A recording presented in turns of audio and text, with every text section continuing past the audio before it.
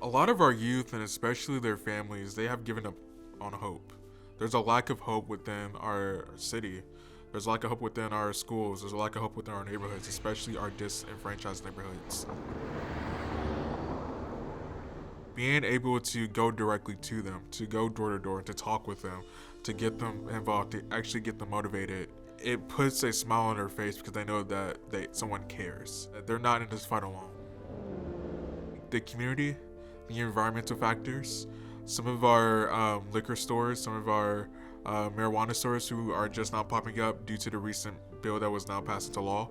A lot of those stores are not background checking youth, and so youth have an easier access. Because I know most kids, they're out in the streets. Our coalition, along with other organizations such as the St. George's Scholar Institute and the Office for Safety and Healthy Neighborhoods, we have the pleasure of hosting a youth panel discussion at the California Community Center. Because drugs aren't a reality.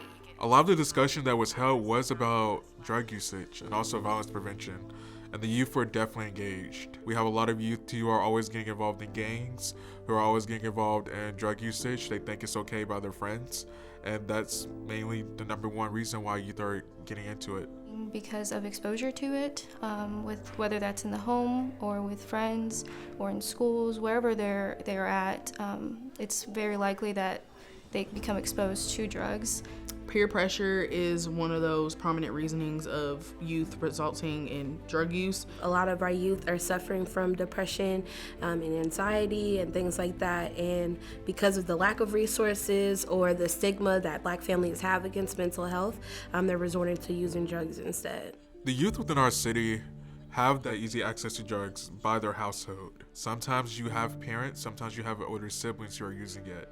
And so as a youth, the natural instinct is to follow in their footsteps. Some youth say that, well, it's not as bad as smoking a cigarette because I'm having a grape or a strawberry flavor.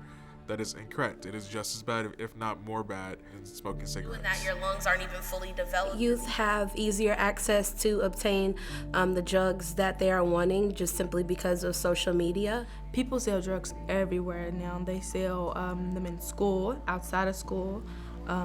They even come to homes. I honestly do think they have easier access to drugs. We have youth that can get drugs before they can get an ID, can get a driver's license. The answer. In order to curb that, our parents have to be more involved.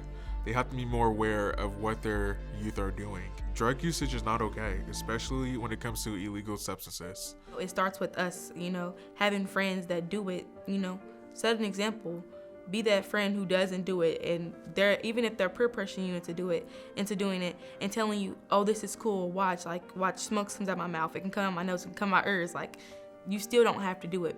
Be that role model. I think it's important. It kind of goes to that saying, a closed mouth doesn't, get fed. So if you, don't speak up on problems that are, pertaining to the youth, it's like an adult doesn't know what's going on with their child if the child doesn't say anything. So I think it's important for youth to speak up. It's extremely important for youth to have a voice in the current political climate because the problems we're often talking about involve youth and young people. And so when we're talking about youth and young people, they need to be at the forefront of those conversations. They need to be in those rooms and having a voice. I believe that it's important for youth to have a voice in the current political climate because our voices matter the most. We are the ones that are going to have to live with the decisions that are being made now. 5, 10 years from now, 15 years from now, when they're, these things that they're discussing are being written into legislation. I think our voices are most important now because we have the ability to be able to change the things that they're writing. We have the ability to give our experiences as our knowledge and our input. It's getting the youth involved. I think that's the easiest way to prevent violence and also substance abuse. Counseling is not the only way of prevention. Having a basketball tournament and talking to youth about the dangers of drugs and violence, that is prevention itself. We're the change, we're the future. We don't have to wait for results later. We can start seeing results now, but we have to, take those steps to get there. We have to motivate youth to get more engaged by putting more trust into them and giving them more opportunities. I think we have to put more trust into our children and their own development, and knowing that when they want to be involved in something, that we have to give the full passion and effort to make sure that their wants and their dreams are coming true. We work with a lot of our youth within our targeted zip codes and also just across the city to inform them of the harms of vaping. If you stop now, When our households thrive, our neighborhoods thrive. Our healthy neighborhoods, they thrive, they run our city. So once we're able to tackle this problem to build healthier families, then as a city, we will thrive and we'll do great things. the change is us. The change is now. We are what the change will be. I think it's time that we increase youth voices. Knowing the ways that youth can be engaged in their community, because oftentimes they're not exposed to those things. So that's why I bring up having those young people who've been through those experiences come back and talk to those younger people. Traditions sometimes have to be broken. We do not have to go to counseling in order to resolve this. There are different avenues, there are different events. I think there are resources and organizations out there. It's just trying to get people exposed to them. Once we do that, we are able to tackle this issue.